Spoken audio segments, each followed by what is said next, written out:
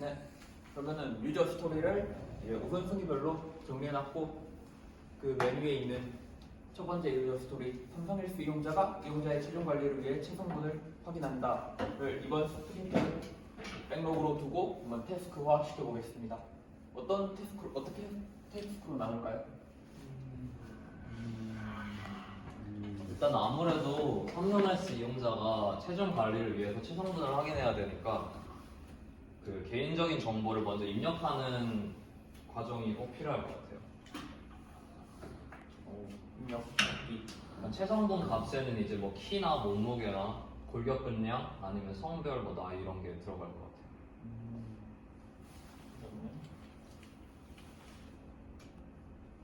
골격근량, 체중 등. 그리고 저런 정보들 입력받고 나서는 저희가 후처리해야 되니까 데이터베이스 테이블을 만들어서 따로 저장하는 과정까지 해서 태스크로 필요할 것 같습니다. 또 어떤 태스크로 구현하려면 어떤 기능들이 더 필요할까요? 제 생각에는 우선적으로 사실 입력하는 값만으로 부족하다고 생각하거든요.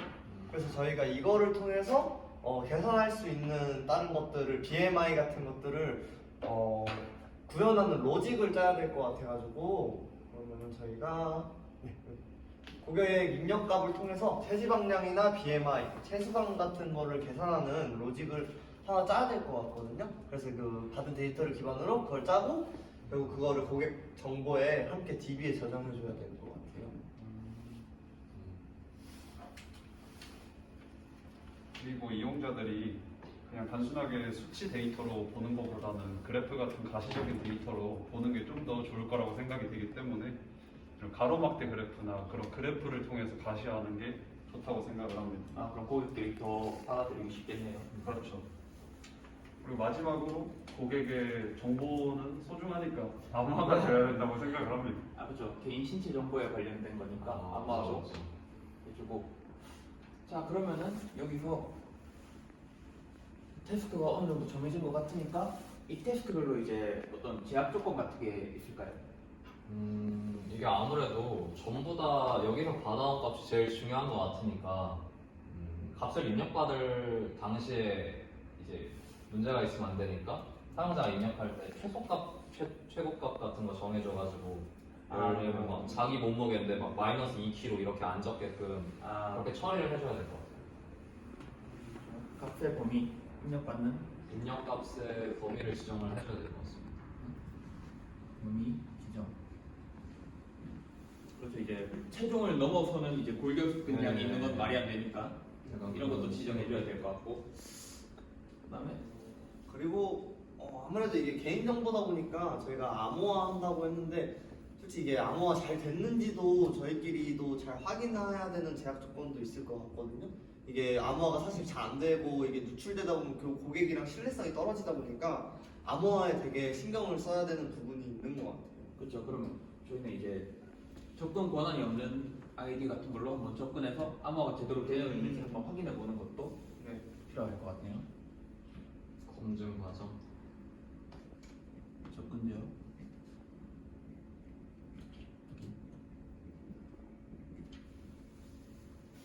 또 다른 제약 조건들이 있을까요? 추가적으로 이제 DB에다가 저장을 할 때 제대로 저장이 됐는지 이제 확인을 또 해야 되니까 DB의 무결성에 대한 검사도 필요하다고 생각을 합니다. 데이터베이스 무결성. 그렇죠.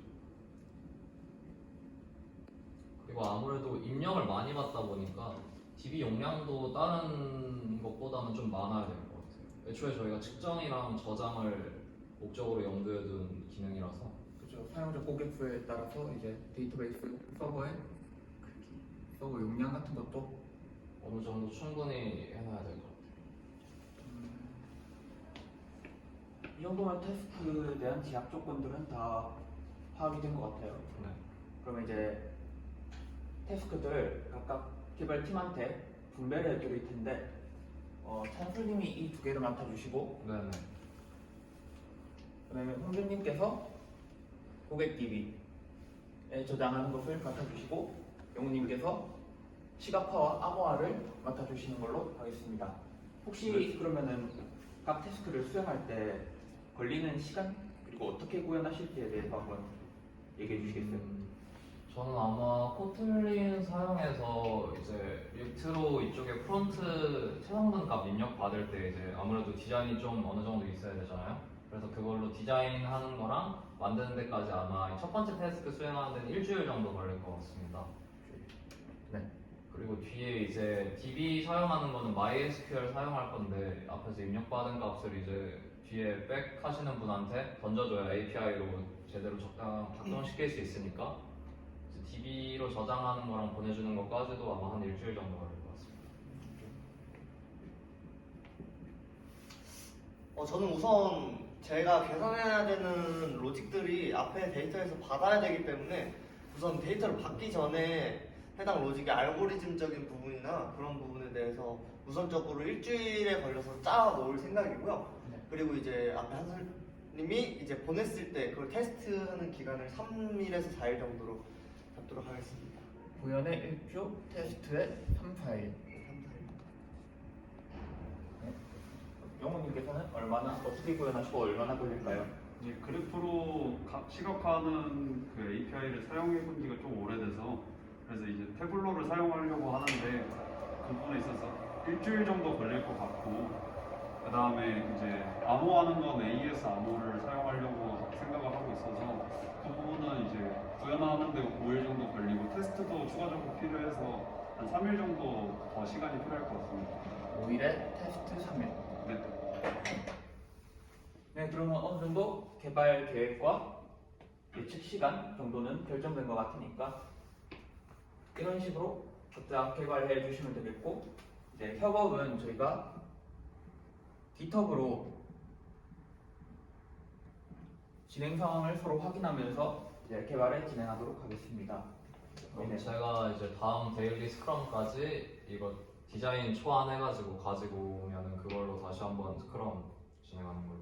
저는 뭐 자바 같은 경우는 뭐 스프링 같은 거 환경 정도 구축해놓고 어느 정도 그 인터페이스 간에 그런 것도 만들어 놓도록 하겠습니다. 저는 이제 샘플 데이터를 통해서 그 그래프 시각화하는 거가 어떻게 동작하는지 조금 확인을 하는 부분을 하도록 하고 그다음에 암호화하기 전에 공식 문서, API 문서 같은 거 좀 확인한 다음에 그 부분에 있어서 좀 발표를 하도록 하겠습니다. 네, 그럼 다음 데일리 미팅까지 그렇게 각자 준비해 와 주시면 되겠습니다. 수고하셨습니다. 네. 고맙습니다. 고맙습니다.